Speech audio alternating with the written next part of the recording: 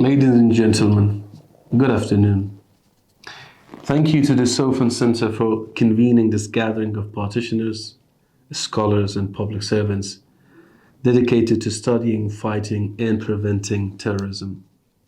Although I join you virtually, your presence at the site of the horrific September 11 attacks in New York City at Ground Zero gives this conversation a special importance.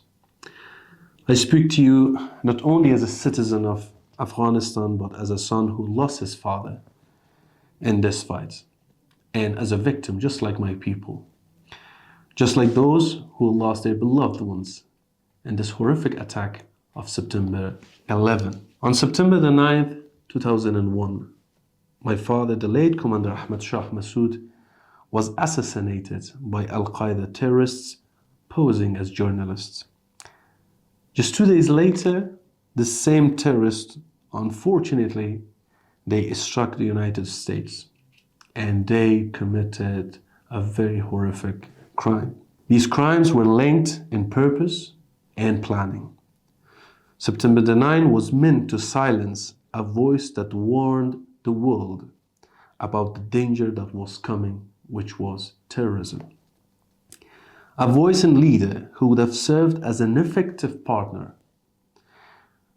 to the world, not just only in Afghanistan, but in the region and probably in global stage in the aftermath of September 11, if he would have survived, which unfortunately he didn't. Terrorists knew before any attack against the US, my father had to be removed. September 11 was meant to terrify people and terrify free people into retreat. Today we honor the victims of terrorism before and after September 11, 2001.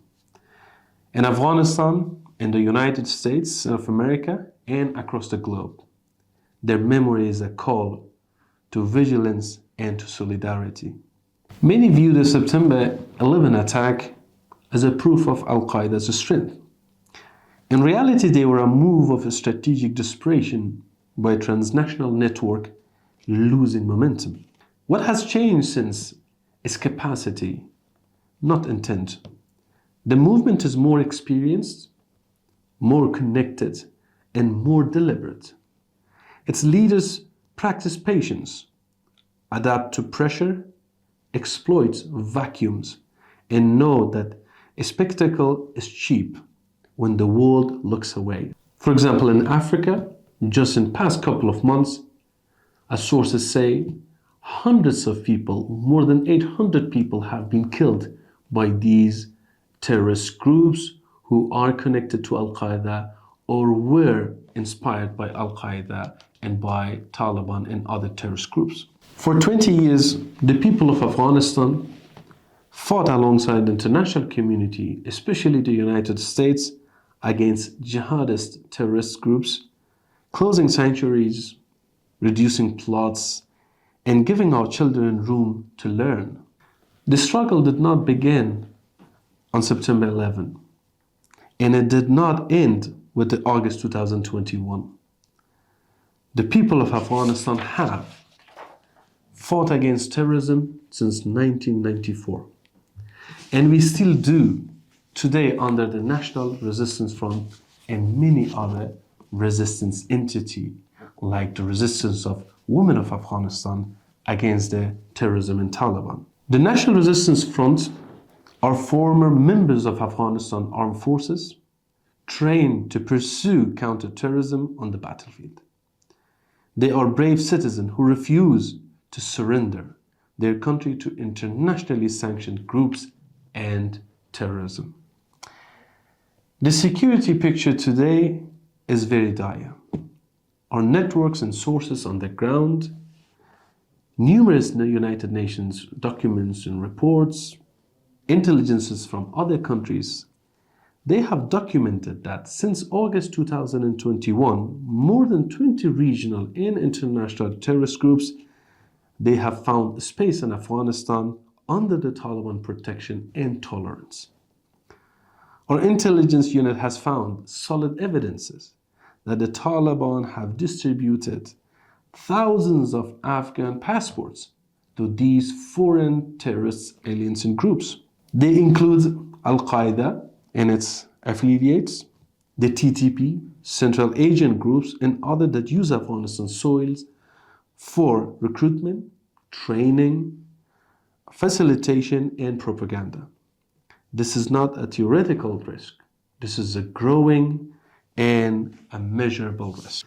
For example, in June 2024, Saif al-Adl, widely assessed as Al-Qaeda's leader, publicly urged supporters to migrate to Afghanistan, describing it again as safe haven for training, planning, and operationalizing NATO attacks against the international community.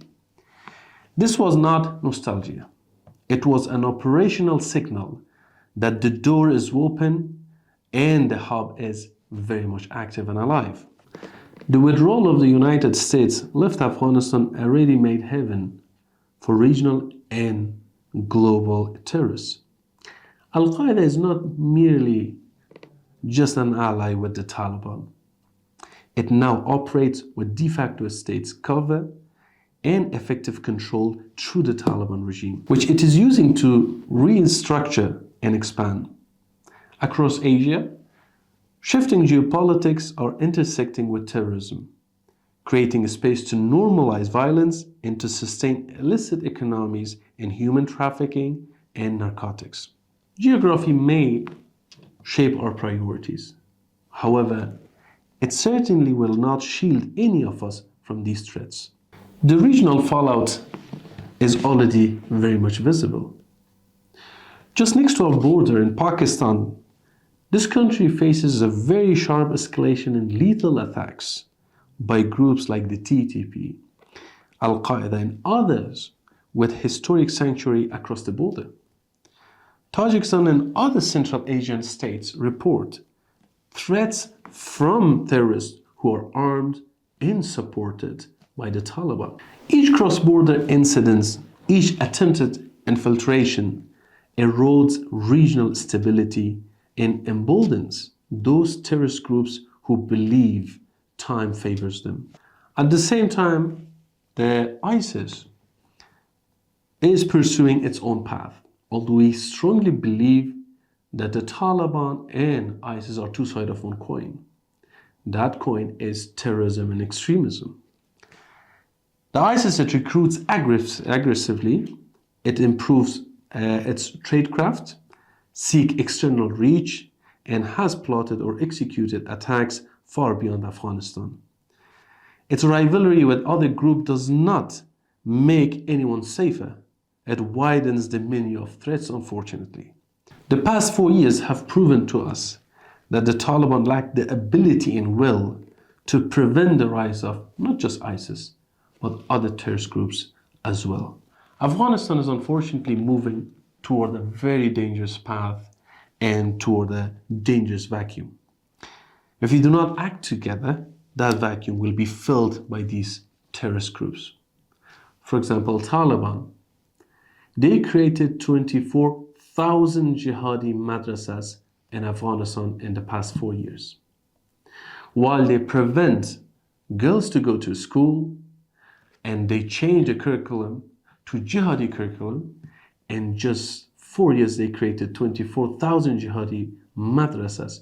Just imagine the result of such devastating thing in next 10 years or 5 or 20. This cost will not be paid only by the people of Afghanistan. As I just said, already the people of Pakistan and others, they are paying this price. It will be paid in Tashkent, Karachi, Dushanbe, just like how it happened in Moscow, and it will reach to the rest of the world, unfortunately. If you forget the lesson of the last generation, perhaps again, it will happen in America. Let me also remind you that in the age of AI and rapid technological changes that we are seeing, terrorism is also evolving. Homegrown radicalism in Europe and North America now draws inspiration and vindication from the gains of terrorist groups in Afghanistan. I will close where I began. On September the 9th, We remember my father, a leader who fought against terrorism and warned the world.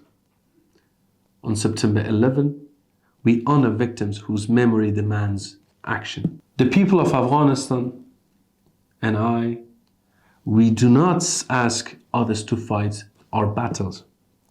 We ask that you stay engaged.